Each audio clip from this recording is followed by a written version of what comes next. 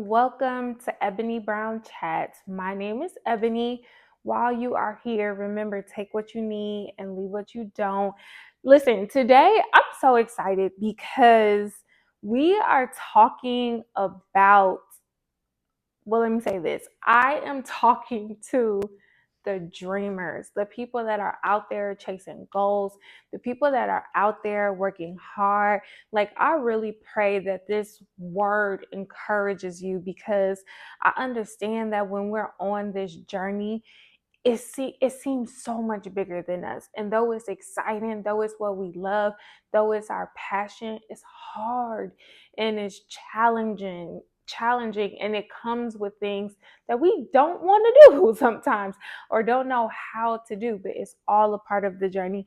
And I feel like there is no better person than Esther to like speak about when it comes to dreams and goals and fighting for something, because I love Esther. Like, I feel I resonate so deeply with Esther because the biggest thing that I get from the story of Esther, and if you haven't read it, please go back and read the book of Esther. She has a whole book in the Bible. The girl has a holiday named after her, and Esther started off as a Jewish orphan that was raised by her uncle, and she had to hide her identity because back then it was dangerous to be Jewish. And long story short, she ended up being looked at and taken into the king's custody to be a queen, to be made a queen. And she went into 12 months of beautification, came out the baddest one of them all. When the king saw her, he like, that's the one. She's the one. That's it. I didn't see anything else. But she immediately won favor with him.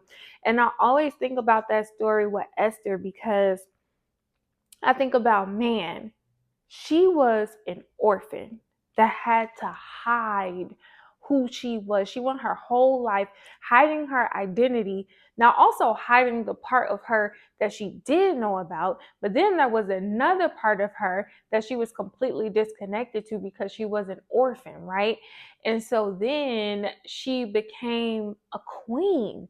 That was probably the biggest thing that she ever thought would happen in her life, or something she probably never even dreamed could happen, but somehow God made it happen. And when she was in those 12 months of beautification, being the queen became the goal, probably a goal that she never even had. But God is so amazing, man. God is so beautiful because what we think is the biggest goal in our life, the biggest dream, the biggest thing that we could ever hope for, the thing that we're wishing for and fighting for, and we think is so far out of reach, is like the first step in God's plan for our life, right? It's crazy because Esther became queen, and then her uncle basically told her, like, listen, you got to save our people. You're the queen now. Like, you're not just the queen to look cute. Like, you're the queen to save our people from annihilation, because the king's right hand man is going behind his back and he's about to kill all the Jews. And you got to save us. And so, long story short, she won favor with the king again, and he did everything in his power to save her people, and the Jewish people were saved because of Esther. So with that, it's like the biggest thing in her life was probably being queen, right? And not only did she become queen, but then God took that goal a step further, and she became a hero that God used to save the Jewish race, ethnicity, whatever, to save it, period. And I think that's what happens with our lives, right? The thing that you are fighting for, the thing that you think is the biggest thing that will happen in your life, is only a small piece of the puzzle for what God got in store for you. So like Esther, you might have to go through that 12 months of beautification, that where it's hard, you're hidden, you're working on yourself. You're in self-development. You are learning how to present yourself. You're learning how to show up. You're learning how to become the person that walks in this calling, right? You're putting all this work in. You're planting these seeds, right? And you're nurturing them. And then you get to the goal, right? And you reach it. And it's like, I did that. But then before you even have the time to like basking in it, God is like, wait a minute, I got something even better for you. Follow me. You understand? We have to keep going. And when it gets difficult, when you're on the journey, lean on God.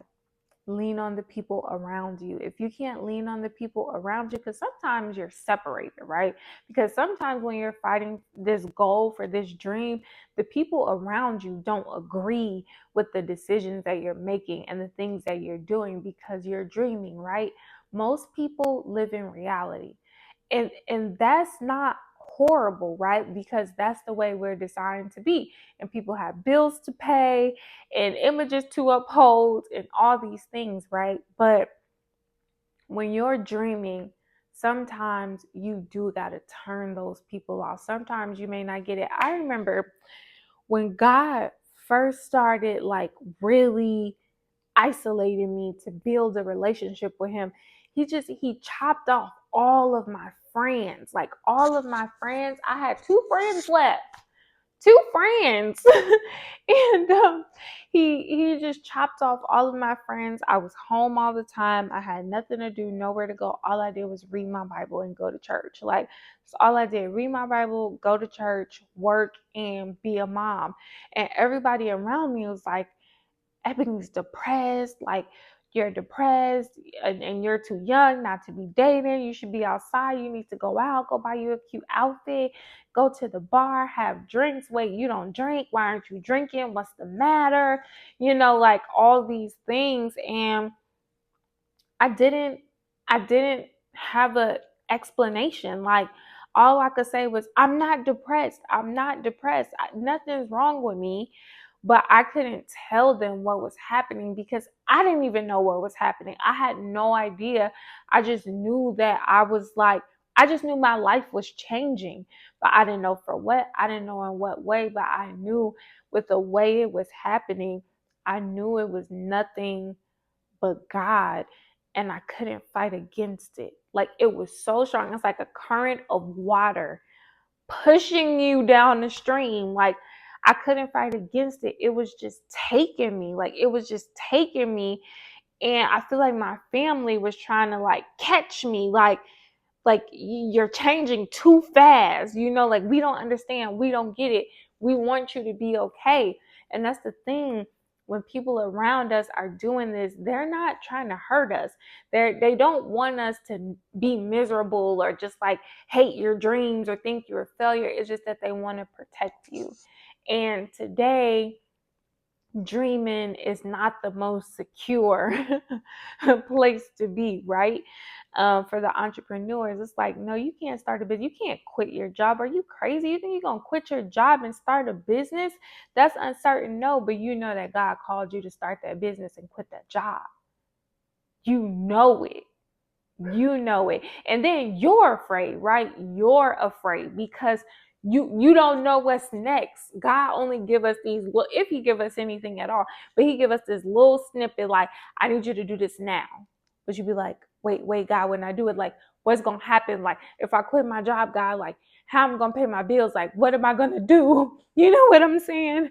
And don't get me wrong, quitting your job is not for everybody. Sometimes we need to, we need to pivot more so than quit. We need to plan and pivot. But I'm just saying that to say that when you are dreaming, you might find yourself alone, right?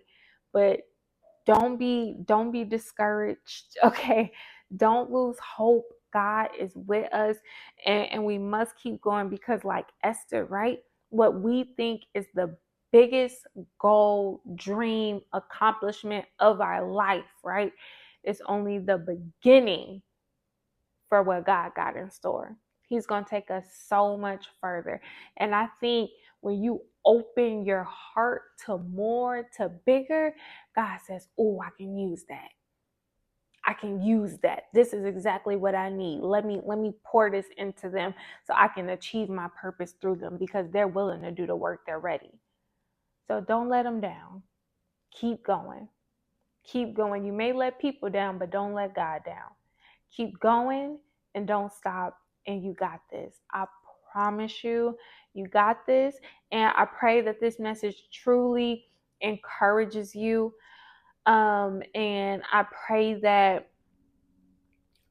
you can hear God's voice in the midst of the confusion and the worrying and the trying to figure it out. I pray that you can just calm down, quiet the flesh, and listen to God and hear God. And if you aren't praying, I want you to start praying, and then open your Bible and read your Bible. And it's funny, but you may find the answer you're looking for right in that Bible. So take what you need, leave what you don't. I am Ebony. Thank you so much for tuning in to Ebony Brown Chats. I would love for you to like this video, subscribe to our little corner of the internet, so we can have these conversations more, and drop what you're dreaming for in the comments. Like, what are you fighting for? What are your goals? I love to hear it. And I want to encourage you personally in the comments. So leave a comment, subscribe to our little corner of the internet, like the video if you like it, and if you know another dreamer, feel free to share it with them. But thank you so much for tuning in. Again, I'm Ebony Brown, and I hope you all have a wonderful day. Bye, guys.